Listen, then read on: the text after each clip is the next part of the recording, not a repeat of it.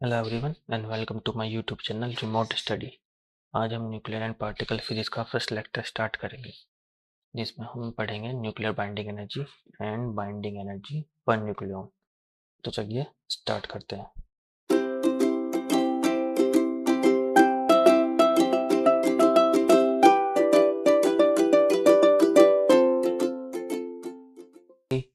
Atom का structure क्या होता है?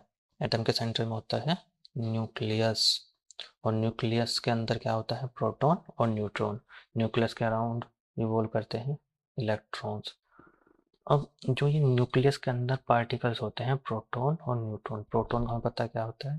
प्रोटॉन होता है पॉजिटिवली चार्ज पार्टिकल, और न्यूट्रॉन क्या होता है? न्यूट्रॉन होता है न्यूट्रॉन। ये कोई मतलब चार्जलेस कह सकते हैं इसको, में कोई चार्ज होता नहीं। तो अगर हम न्यूक्लियस के पार्टिकल्स को सेपरेट करते हैं, मतलब बिल्कुल अलग अलग करते हैं, तो सिंगल प्रोटॉन को हम कहेंगे न्यूक्लियर, न्यूक्लियन कहेंगे इसको हम, विदाउट एस, मतलब सिंपल न्यूक्लियन। और न्यूट्रॉन को, इसको भी हम कहेंगे न्यूक्लियन। तो इससे हमें पता क्या चला कि जो न्यूक्लियस के अंदर पार्टिकल होते हैं, चाहे वो प्रोटॉन हो चाहे न्यूट्रॉन, हम सबको क्या कहेंगे? न्यूक्लियन। और इन दोनों के टोटल कॉम्बिनेशन को हम कहेंगे न्यूक्लियॉन्स। प्रोटॉन और न्यूट्रॉन दोनों कॉम्बिनेशन क्या कहेंगे? न्यूक्लियॉन्स। अब क्योंकि प्रोटॉन पॉजिटिव चार्ज पार्टिकल होता है, और हमें पता है पॉजिटिव और पॉजिटिव आपस में क्या करेंगे? रिपेल करेंगे। रिपेल करेंगे ऐसे ही नेगेटिव और नेगेटिव प्रॉपर्टी होती है इनकी, आपस में रिपेल करेंगे। रिपेल करने मतलब ये इधर जाएगा, ये इधर जाएगा।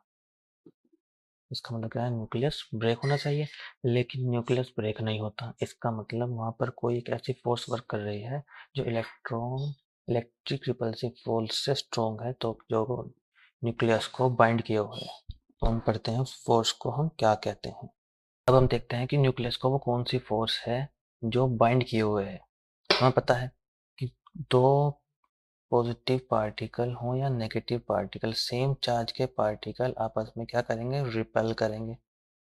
और न्यूक्लियस के अंदर क्या होता है? प्रोटॉन और neutron. Proton positive charge particle, neutron chargeless, मतलब इलेक्ट्रिकली न्यूट्रल, कोई चार्ज नहीं होता न्यूट्रॉन के ऊपर। प्रोटॉन पॉजिटिव चार्ज पार्टिकल होता है, इसका मतलब आपस में रिपेल करेंगे। रिपेल करने का मतलब है जब कोई पार्टिकल आपस में रिपेल करेंगे तो वो दूर जाएंगे। दूर जाने से क्या होना चाहिए? न्यूक्लियस ब्रेक होना चाहिए। लेकिन न्यूक्लियस वहां पर ब्रेक नहीं होता है। तो इसका मतलब क्या है? हमें पता लगा कि इलेक्ट्रोस्टैटिक रिपल्सन फोर्स जो प्रोटॉन के बीच में वर्क कर रही है, उससे कोई स्ट्रॉन्ग फोर्स है जो प्रोटॉन को दूर जाने से रोक रही है और न्यूक्लियस को ब्रेक नहीं होने दे रही। तो उस फोर्स को हम कहेंगे न्यूक्लियर फोर्स। इस फोर्स के दो इंपॉर्टेंट पॉइंट हैं जो हमें याद रखने हैं। नंबर वन, ये शॉर्ट डिस्टेंस पर ही वर्क करेगी। किस पर वर्क करेगी? शॉर्ट डिस्टेंस पर। यह है शॉर्ट डिस्टेंस पर। नंबर टू,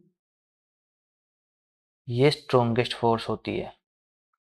तो क्या कौन कौन से दो पॉइंट है? नंबर वन, शॉर्ट डिस्टेंस पर वर्क करेगा। नंबर टू, स्ट्रॉन्गेस्ट फोर्स होती है।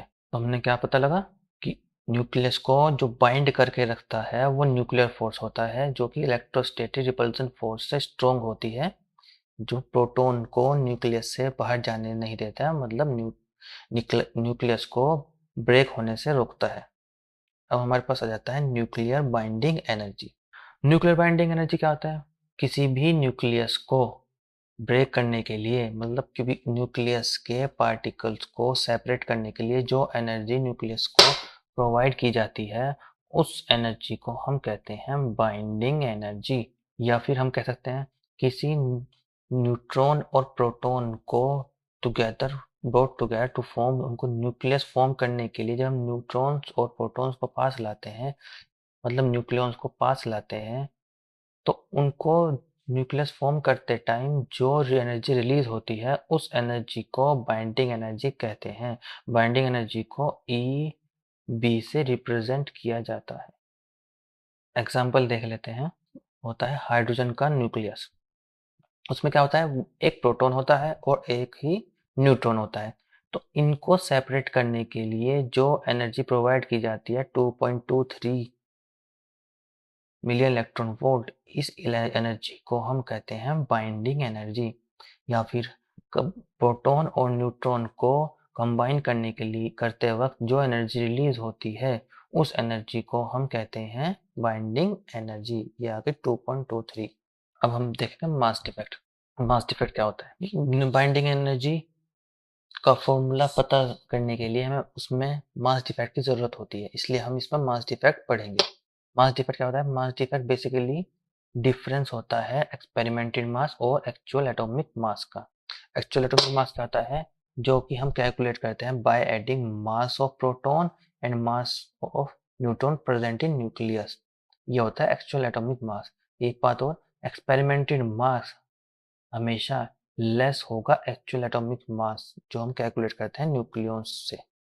न्यूक्लियॉन्स, प्रोटॉन और न्यूट्रॉन को हम न्यूक्लियॉन्स कहते हैं। और मेन को तो बाइंडिंग एनर्जी क्या होता है? Mass defect. इसलिए हम मास डिफेक्ट को पढ़ रहे हैं क्योंकि मेन कोर्स बाइंडिंग एनर्जी का होता है मास डिफेक्ट। मास डिफेक्ट को हम रिप्रेजेंट करते हैं डेल्टा एम से। हम एग्जांपल देख लेते हैं। कार्बन। कार्बन में 6 प्रोटॉन होते हैं और 6 ही न्यूट्रॉन। ये प्रोटॉन का मास है, ये न्यूट्रॉन का मास। हाउएवर न्यूक्लियर मास जो होता है एग्जैक्टली 12 AMU होता है। ये होता है एक्सपेरिमेंटल मास, जो कि स्लाइटली लेस होता है sum of the masses of the nucleons. तो हम क्या करेंगे, न्यूक्लियस के, कार्बन का जो न्यूक्लियस है उसका मास निकालेंगे। मास कैसे निकालेंगे? 6 proton multiply mass of proton plus 6 neutron mass multiply mass of neutron. ये आ जाएगा 12.0960। जब हम इसको डिफरेंस निकालेंगे तो आएगा हमारे पास माइनस 0.0960 एटॉमिक मास यूनिट। ये हमारे पास आ जाएगा मास डिफेक्ट। मास डिफेक्ट का फॉर्मूला क्या होता है? एक्चुअल मास माइनस एक्सपेरिमेंटल मास। ये हमारे पास हो गया मास डिफेक्ट का फॉर्मूला। अब हम देखेंगे expression of binding energy. Element consider कर लेते हैं ZXA। वह Z क्या है? एटॉमिक नंबर, और A क्या है? Mass number. लेते हैं M को experimented mass, MP mass of proton, MN mass of neutron. Actual mass क्या है? एक्चुअल मास का फॉर्मूला हमें पता है ZMP plus A minus ZMN। ये हमारे पास एक्चुअल मास का फॉर्मूला हो गया। मास डिफेक्ट क्या होता है? मास डिफेक्ट होता है एक्चुअल मास माइनस एक्सपेरिमेंटेड मास। मास डिफेक्ट को हम A डेल्टा AM से रिप्रेजेंट करते हैं। ये हमारे पास एक्चुअल मास हो गया माइनस एक्सपेरिमेंटेड मास। नाउ हम इसको बाइंडिंग एनर्जी में कन्वर्ट करेंगे। बाइंडिंग एनर्जी क्या होता है?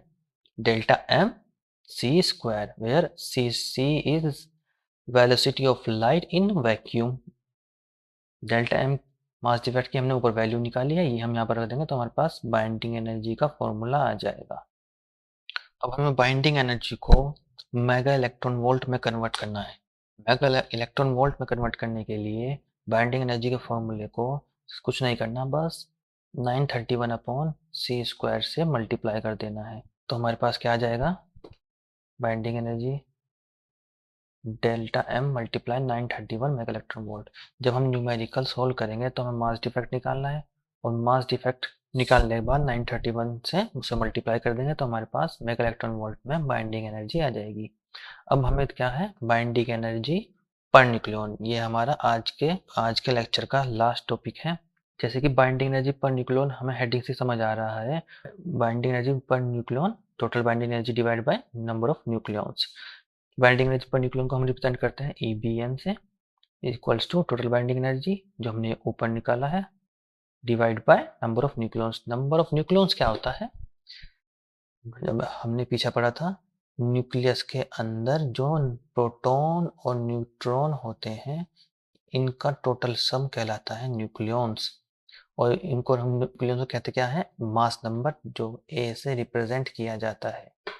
तो EBN हमारे पास बाइंडिंग एनर्जी पर न्यूक्लियन का फॉर्मूला आ गया, EBN upon is equal to EB upon A, where EB is binding energy and A is number of nucleons. तो ये हमारा आज का लास्ट टॉपिक था, ये हमारा पूरा हो गया।